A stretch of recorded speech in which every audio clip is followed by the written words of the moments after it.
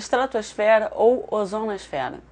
Ela é composta de nitrogênio, a maior parte, 78%, oxigênio, uma pequena parte, 20%, e na parte inferior da estratosfera encontra-se a camada de ozônio, de 15 a 30 quilômetros mais ou menos.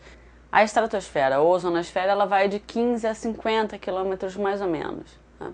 Bom, o que acontece?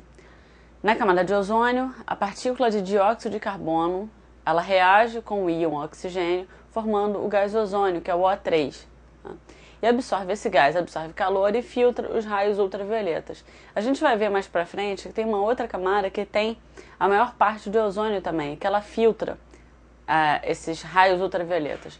Mas a camada de ozônio, logo da estratosfera, que ela é importante para filtragem desses raios que fazem mal para a gente também, fazem mal para o meio ambiente. Tá? Essa camada circulam os balões atmosféricos que reúnem os dados sobre o tempo até os 50 km onde a camada vai. Bom, agora um esquema complementando as camadas com a estratosfera. Tá, agora a camada mesosfera, ela vai de 50 a 80 km mais ou menos. É a camada com a menor temperatura, tá? Ela vai em torno de menos 93 graus Celsius e a gente vai ver que no início, quanto mais a gente sobe, a temperatura diminui. Depois a gente vai ver que a temperatura aumenta novamente e o porquê disso a gente vai ver também. Tá? É onde ocorre a aurora boreal, um fenômeno climático. Tá? A aurora polar ou boreal no hemisfério norte e a aurora austral no hemisfério sul. Ela ocorre próximo às zonas polares, por exemplo, norte da Finlândia, da Noruega, do Alasca, da Islândia, norte da Escandinava e também no Polo Sul. Tá? Nas épocas de março a abril e de setembro a outubro. Ela ocorre em decorrência dos ventos solares. Por quê? Porque são carregados de partículas elétricas, tá? Que entram em contato com o campo magnético da Terra e aí ocorre esse fenômeno. Normalmente ela é de coloração esverdeada, isso se deve aos átomos de oxigênio nas altas camadas atmosféricas que emitem luz verde, ao serem excitados pelos eletrodos em alta velocidade do raio solar. Uma pequena observação, esse fenômeno ele não está restrito à Terra somente, ele acontece em outros planetas também, como por exemplo Marte, Júpiter e Vênus.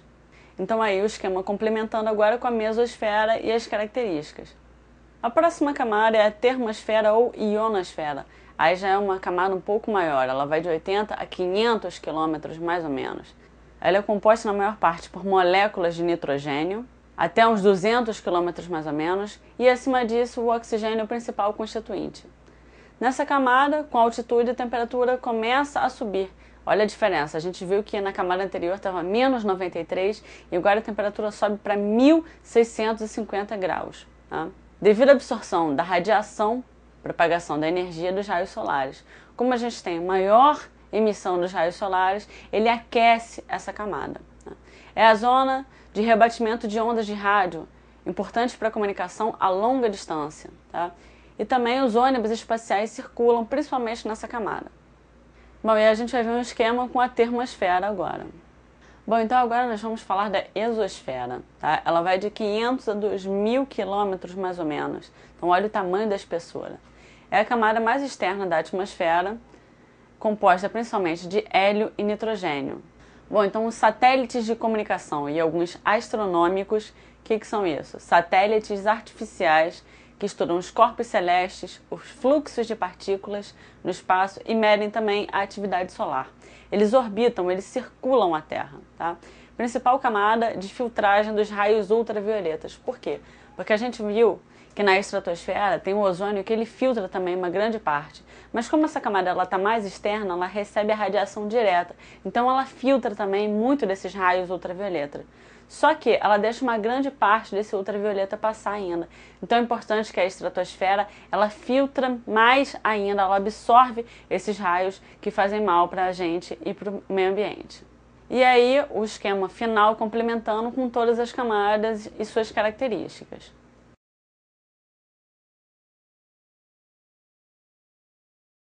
Bom, agora a gente vai ver alguns conceitos e as suas causas, tá?